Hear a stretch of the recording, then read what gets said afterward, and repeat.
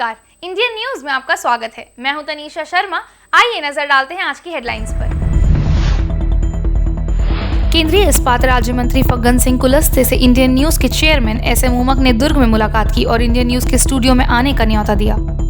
Corona के बाद monkey pox ने लोगों के जीवन में दहशत फैला रखा है। मंकी पॉक्स को लेकर बस्तर जिले के सभी अस्पतालों में अलर्ट जारी कर दिया गया है। केंद्र की मोदी सरकार के सफलतम 8 वर्ष पूर्ण होने पर दुर्ग की पुरानी गंज मंडी में सोमवार को गरीब कल्याण संभागीय आम सभा का आयोजन किया गया।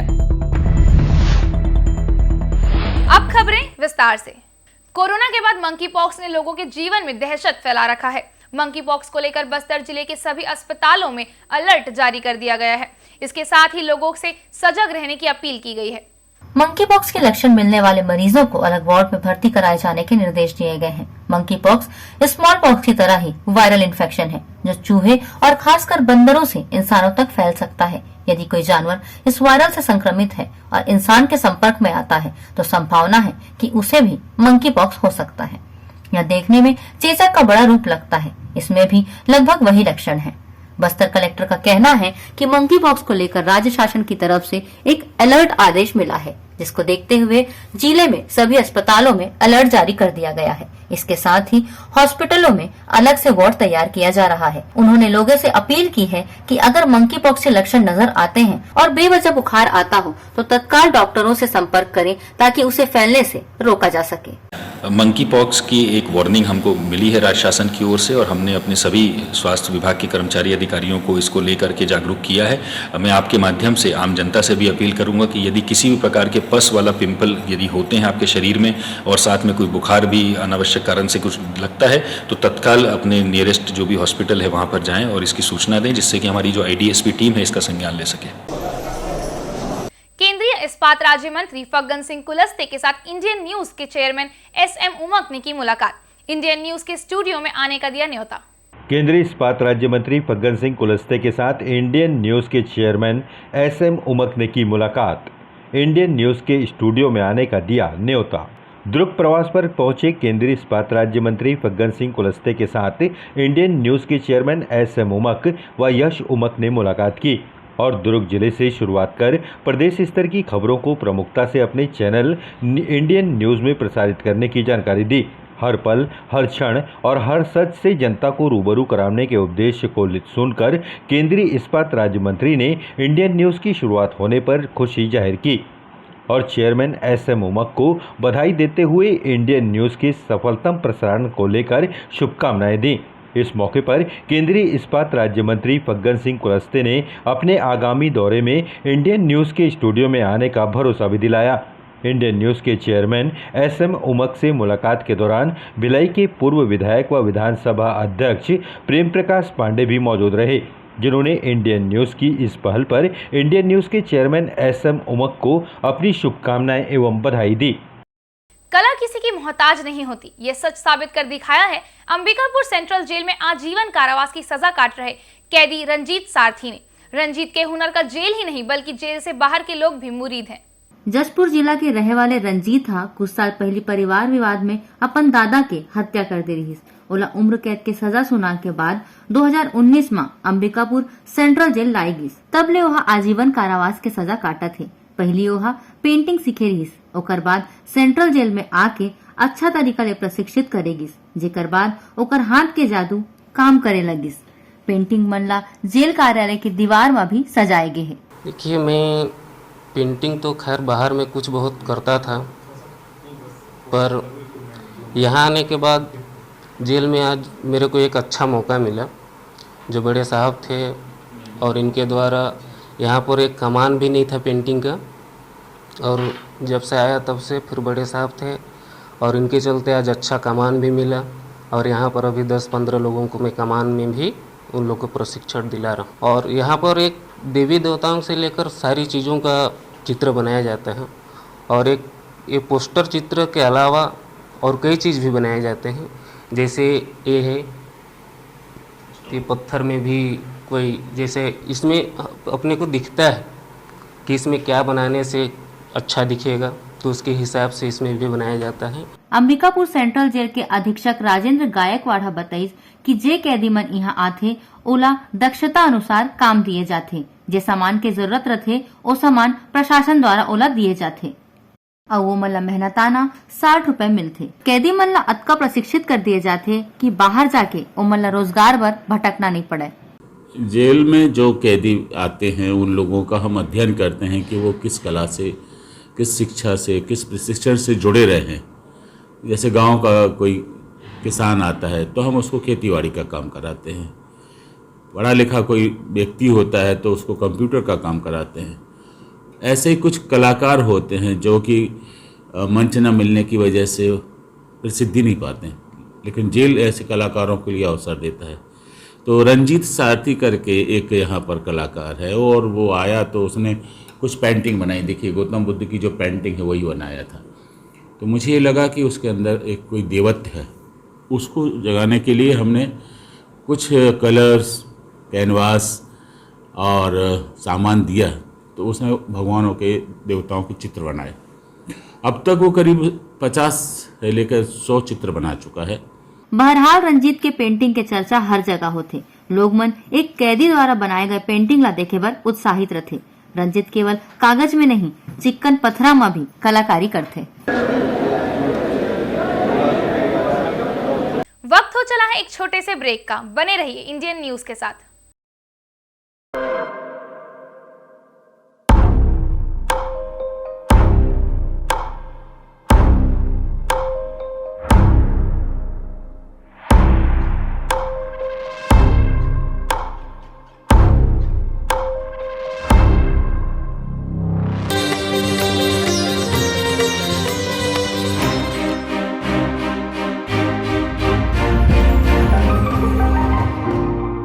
ये है इंदू ब्रॉडकास्टिंग प्राइवेट लिमिटेड और आप देख रहे हैं इंडियन न्यूज।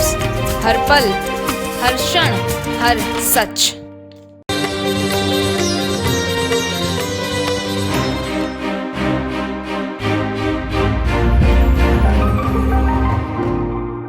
ब्रेक के बाद आप सभी का स्वागत है।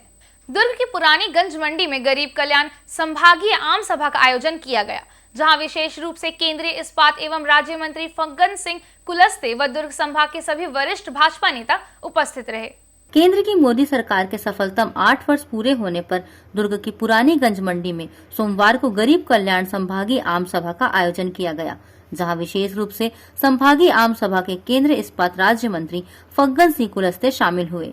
संभागीय आम सभा में केंद्रीय राज्य मंत्री फग्गन सिंह कुलस्ते के पहुंचने पर दुर्ग संभाग के सभी जिलों में पहुंचे भाजपा कार्यकर्ताओं ने उनका जोशीला स्वागत किया। इस दौरान भाजपा कार्यकर्ताओं को संबोधित करते हुए केंद्रीय राज्य मंत्री फग्गन सिंह कुलस्ते ने केंद्र सरकार के सफलतम 8 वर्षों का विवरण प्रस्तुत किया। उन्होंने कहा कि केंद्र की मोदी सरकार ने समाज व सर्वांगीण विकास के लिए विभिन्न कल्याणकारी योजनाएं चलाई हैं, जिसके तहत प्रधानमंत्री आवास योजना, शुद्ध पेयजल उपलब्ध कराने, अमृत योजना व गरीब कल्याण जैसी योजनाओं के चलते देश की जनता का केंद्र की मोदी सरकार के प्रति विश्वास बढ़ गया है और प्रधानमंत्री नरेंद्र मोदी की अगुवाई में देश विश्व गुरु बनने की ओर अग्रसर हो रहा है। केंद्रीय राज्य मंत्री ने भाजपा कार्यकर्ताओं से केंद्र सरकार की उपलब्धियों को जन जन तक पहुंचाने की अपील की।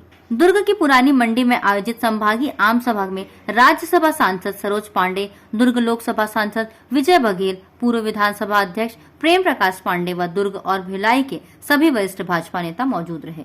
हमारी माताएं, बहनें, युवा कुर्बान हो गए।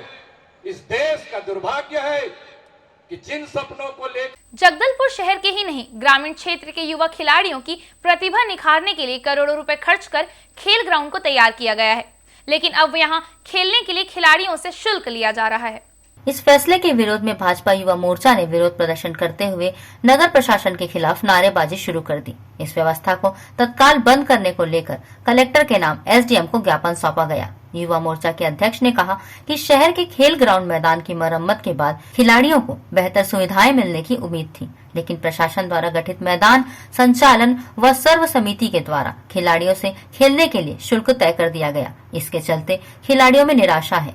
खिलाड़ियों के अलावा सुबह व शाम यहाँ व्यायाम, योग, जॉगिंग करने आने वाले बुजुर्ग व महिलाओं से प्रति व्यक्ति प्रतिदिन के हिसाब से शुल्क लिया जा रहा है। खिलाड़ियों को मुफ्त खेलने की सुविधाएं देनी चाहिए। आप सभी को विदित है कि नगर निगम की कांग्रेस सरकार ने गांधी मैदान पर खेलने हेतु मासिक शुल्क का फरमान जारी किया है।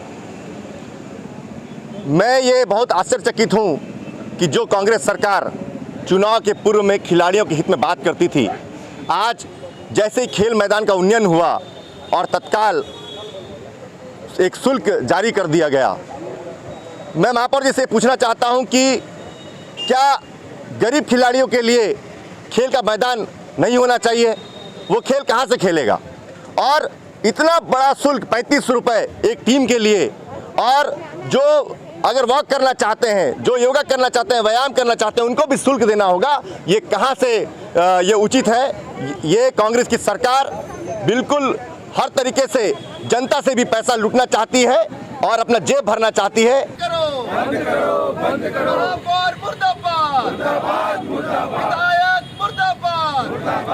बेमेतरा देवकर की ग्राहक सेवा केंद्र द्वारा खाता धारकों के साथ किए गए धोखाधड़ी की शिकायत के समर्थन में पूर्व विधायक लाभचंद बाफना सामने आ गए हैं।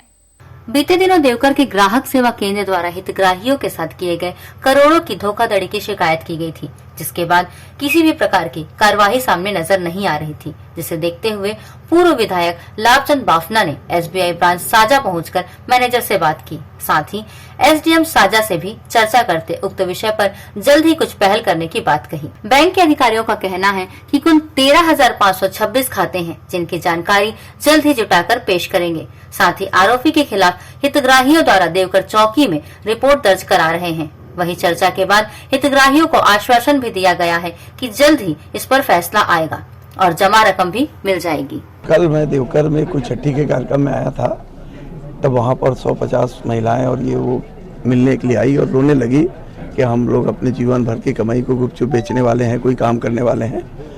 हम लोगों ने ग्राहक सेवा केंद्र में जमा किया था और पिछले 3, 4, 5, 7 दिनों से हम लोग थाना में और साजा में जो ब्रांच है वहाँ पर जा रहे हैं, हम ज्ञापन दे रहे हैं, हम पावती दे रहे हैं, अपने पासबुक को दिखा रहे हैं। पासबुक में मैनुअली हाथ से लिखा हुआ है। उसी समय उन लोगों को डाउट हुआ और उसके बाद में उन लोगों ने अपनी एफआईआर करवाई। एफआईआर करवाने के बाद में पुलिस प्रशासन ने तुरंत सील तो कर दिया है, मगर उसके बाद अभी तक कोई उनको ठोस आश्वासन नहीं मिल रहा था। आज बैंक के बड़े अधिकारी, पुलिस प्रशासन और एसडीएम वगैरह सबकी उपस्थिति में तय हुआ है कि जांच प्रक्रिया जल्दी से जल्दी करेंगे। एसडीएम साहब ने उसी प्रकरण के चलते हम लोग को बुलाया था, हम उपस्थित हुए और एसडीएम साहब के साथ में उसी जांच के विषय में चर्चा हुई है और बस जांच अधिकारी भी बैंक की तरफ से नियुक्त कर दिया गया है और जैसे जांच अधिकारी निष्कर्ष देंगे उसके बाद आगे का कार्रवाई तय होगी।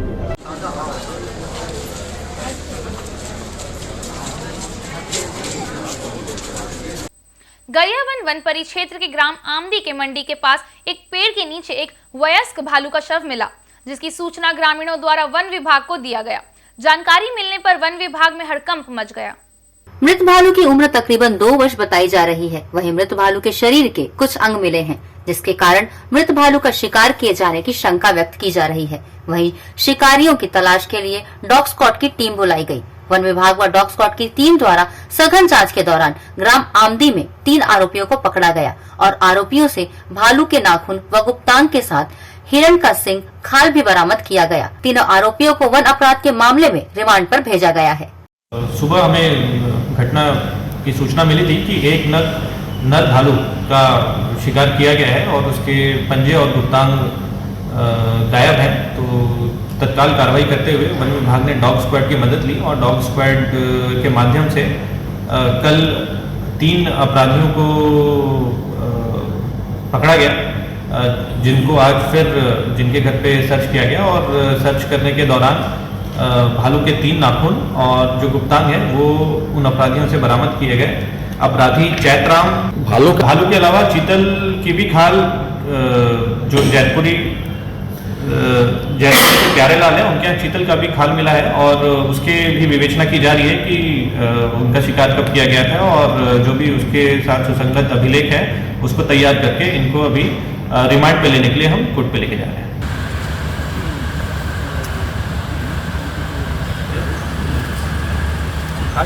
आज की खबरों में फिलहाल इतना ही। हम फिर मिलेंगे आपसे हर पल, हर क्षण, हर सच के साथ। नमस्कार।